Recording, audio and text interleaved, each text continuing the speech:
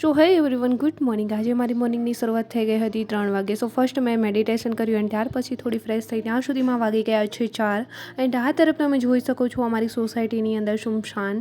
And કેમ કે અત્યારે મોર્નિંગમાં આટલી વહેલી સવારે કોણ જાગે, સો બધા ઊંઘી રહ્યા છે એન્ડ મારી સવાર થઈ ગઈ છે આ તરફ. અત્યારે મેં લઈને બેસી ગઈ છું મારી જીકેની બુક, જે મારી પાસે છે જ્ઞાનદીપ લિબર્ટીની. સો અત્યારે મેં જે રાત્રે રીડ કર્યું હતું એમને સવારમાં મેં રિવાઇઝ કરતી હોઉં છું. સો એ જ બુક લઈને બેસી ગઈ છું કેમ કે મોર્નિંગમાં વાતાવરણ એકદમ શાંત હોય છે અને 3:30 થી 4:30 વચ્ચેનો બ્રહ્મ મુહૂર્ત હોય છે.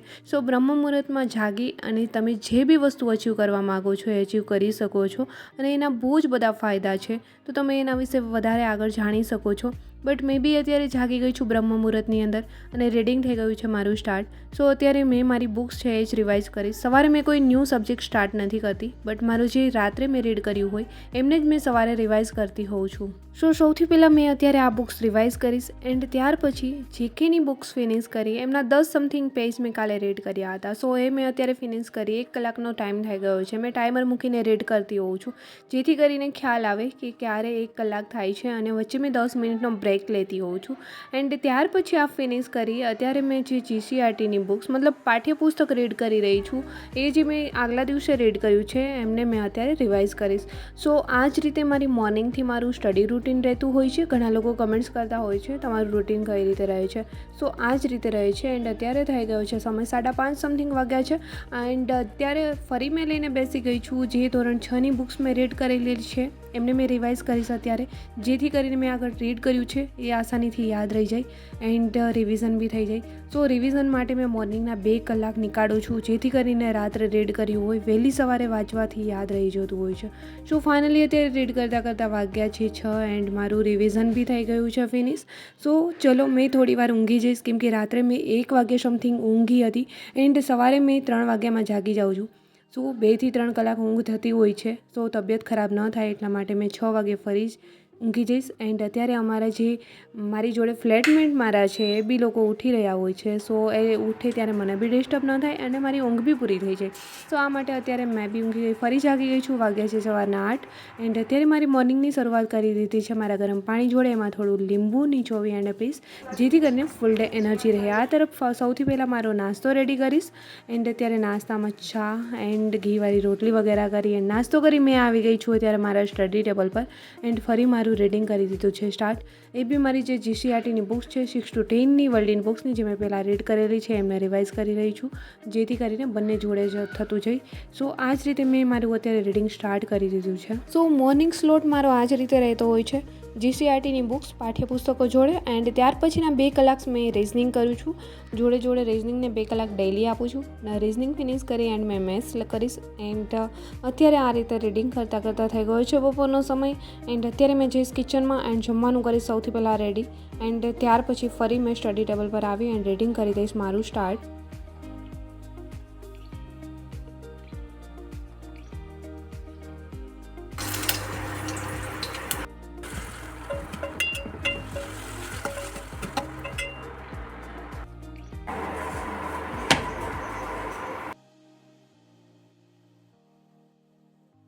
અત્યારે વાગ્યા છે બપોરના 3 એન્ડ ફરી મેં આવી ગઈ છું સ્ટડી ટેબલ પર. આજે મારું ટાઈમ ટેબલ તમે જોઈ શકો છો. ઘણા કહે છે તમારું ટાઈમ ટેબલ શેર કરો. તો મોર્નિંગ ફર્સ્ટ 2 હર્સ મેં રીડ કરું છું જીસીઆરટીની બુક્સ 8 to 10. તમે ટાઈમ બી લખી શકો છો જ્યારે સ્ટાર્ટ કરો છો. 15 મિનિટનો બ્રેક, પછી સેકન્ડ સ્લોટ હોય છે 2 કલાકનો, એમાં રિઝનિંગ વગેરે, લંચ બ્રેક, ત્યાર પછી ફરી 2 કલાક હોય છે. આ રીતે મારું સ્ટાર્ટ થતું હોય છે. સો મોર્નિંગ ટુ નાઇટ મેં 6 કલાક સમથિંગ રીડ કરતી હોઉં છું. મેં મારું મેથ્સ રિઝનિંગ બી આવી જાય છે, કન્ટિન્યુ રીડિંગ નહીં, બટ મેં રિઝનિંગની પ્રેક્ટિસ બી કરું છું જોડે.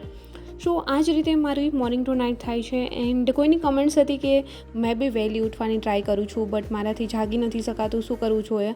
સો ઘણીવાર મને બી આવું થતું હોય છે. પણ જ્યારે બી તમને આવું થાય છે ત્યારે ખુદને હિંમત આપો અને યાદ કરો કે તમે શેના માટે કરી રહ્યા છો, કોના માટે કરી રહ્યા છો, શા માટે કરી રહ્યા છો, તમારે આ કરવું શા માટે જરૂરી છે. ઘણા લોકો ઊંઘી રહ્યા છે, તમે બી ઊંઘી રહેશો તો શું ફેર પડી જવાનો છે.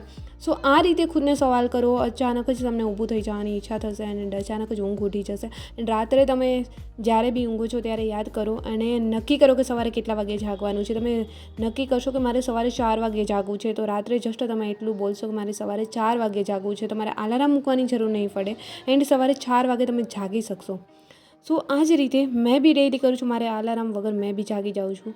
એન્ડ મેં મારું મોર્નિંગ આ જ રીતે થતી હોય છે. એન્ડ મેં ક્યારે બી અલાર્મ નથી મૂકતી, છતાં બી મારા ટાઈમ પર 3 વાગે 4 વાગે મેં જ્યારે બી મારી આંખ ખુલે મેં જાગી એન્ડ રીડિંગ કરવા બેસી જતી હોઉં છું. ને મને જ્યારે મેં હિંમત હારી જાઉં છું અને થાકી જાઉં છું કે મારાથી નહીં થાય, છોડી દઉં, બહુ થયું, ત્યારે મેં ખુદને હિંમત આપું છું અને ખુદને સવાલ કરું છું મેં શા માટે આ કરી રહી છું. એન્ડ આ જ રીતે બેસી ગઈ તો હજી ઘણા બધા મારા સપના છે એ પૂરા નહીં થાય. અને મારી લાઈફ છે, મારે અત્યારે જે છે એમના કરતાં હજી બી બેટર કરવાની છે. સો મેં આ જ રીતે હિંમત હારી જઈશ તો મેં કંઈ જ નહીં કરી શકું. સો આ જ રીતે તમારી જાતને સવાલ કરો અને તમે ખુદના મોટિવ તમે બનો. સો આ જ રીતે તમે ખુદને મોટિવ કરશો તો તમે બી બધું કરી શકશો. એન્ડ અત્યારે થઈ ગયો છે સાંજનો સમય, મેં બી આવી ગઈ છું બહાર નાસ્તો વગેરે કરવા. એન્ડ અત્યારે શેરડીનો રસ બી પી લીધો છે. આ તરફ મેં મારા શાકભાજી વગેરે લઈશ. એન્ડ આજે રાત્રે લાઈવ સ્ટડી મેં સ્ટાર્ટ કરવાની છું. સો મેં જઈને અત્યારે સ્ટડી વ્લોગ કન્ટિન્યુ નહીં કરું. સો અહીંયાથી દૂધ વગેરે લઈ લઈશ. એન્ડ આઈ હોપ કે આજનો આજનો વ્લોગ બી તમને પસંદ આવ્યો હશે. પસંદ જ આવ્યો છે તો વ્લોગને લાઇક, કમેન્ટ, શેર, સબસ્ક્રાઈબ જરૂર કરજો. એન્ડ જલ્દી મળીશું મારા એક ન્યૂ વ્લોગ સાથે. ત્યાં સુધી બધાને બાય એન્ડ ટેક કેર.